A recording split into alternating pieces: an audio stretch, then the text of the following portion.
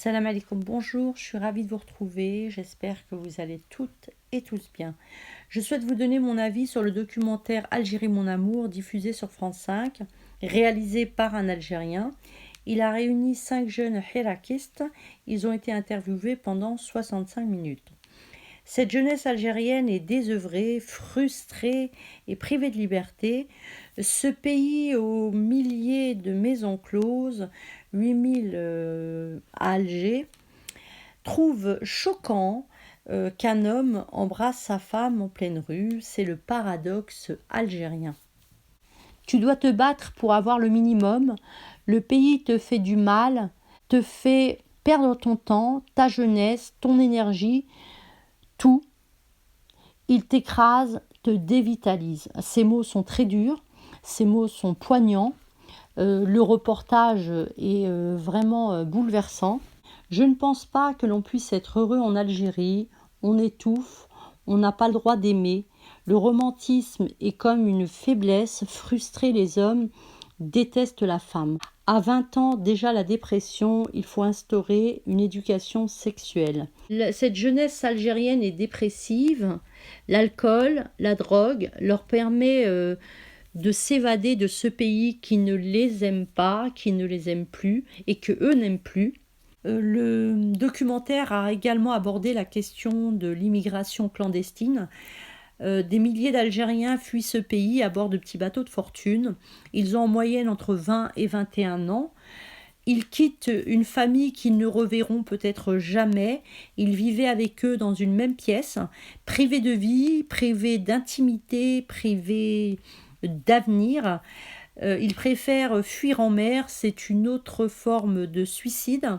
Ils fuient la misère sociale, le chômage, ce climat de peur étouffant, la répression. Le régime mafieux a profité du confinement pour étouffer le Hirak, museler un peu plus la parole, les contestations. Ils ont d'ailleurs emprisonné de grands leaders de ce mouvement. 1 an de marche, où vont-ils? Ils ne le savent pas. Ils doivent braver l'interdit, se battre ou mourir broyés par ce système despotique, le seul qu'ils aient connu. Ce documentaire est une aubaine pour le régime mafieux.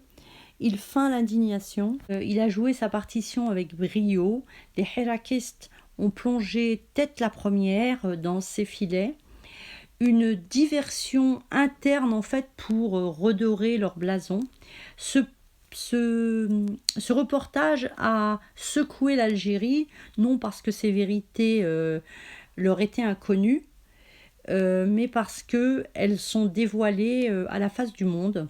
Ce qui se passe à Vegas reste à Vegas, donc ce qui se passe en Algérie reste en Algérie. En signe de protestation, ils ont brûlé les drapeaux français. Je trouve ça inacceptable, condamnable. Mais cela ne m'étonne guère, ils sont toujours dans l'excès. Souvenez-vous du match France-Algérie 4-1.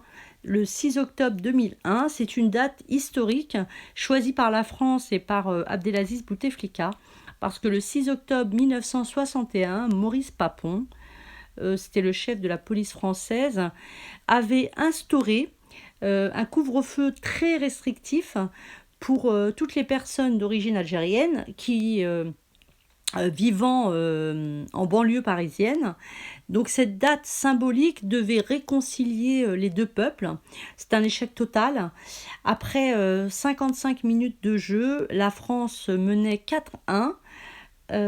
Fusée dans les tribunes des injures contre les joueurs français, des bagarres ont éclaté donc dans ces tribunes, et à la 77e minute, une vague de fans humiliés, déchaînés, a envahi le terrain. Le match est annulé. Depuis, la France n'a jamais voulu organiser un match avec l'Algérie. Chat échaudé craint l'eau froide. L'Algérie boude, elle se comporte comme une gamine de 4 ans. À chaque fois qu'elle est froissée, elle rappelle ses ambassadeurs. À ce rythme, elle risque de ne plus avoir de représentation diplomatique à l'étranger. Avant de terminer, j'aimerais poser une question aux Algériens, une réflexion que je me fais. Fin de la guerre en 1962, Boumedienne annonce que l'Algérie a perdu 1 500 000 chouhadas. Soit. La guerre civile algérienne, décennie noire qui a duré plus de 10 ans, les violences ont fait plus de 200 000 morts et 175 000 portés disparus, laissés sans sépulture. Ces morts apparemment ne sont pas des chouhadas, puisque votre nombre de 1 500 000 n'a pas augmenté. Ce sont des Algériens tués par des Algériens, massacrés par d'autres Algériens.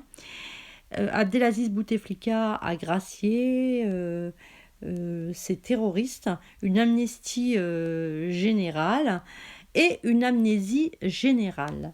Je vous remercie de m'avoir suivi. Je vous souhaite une bonne journée. Je vous dis à très bientôt, Inch'Allah. Portez-vous bien. Salam alaikum. Au revoir.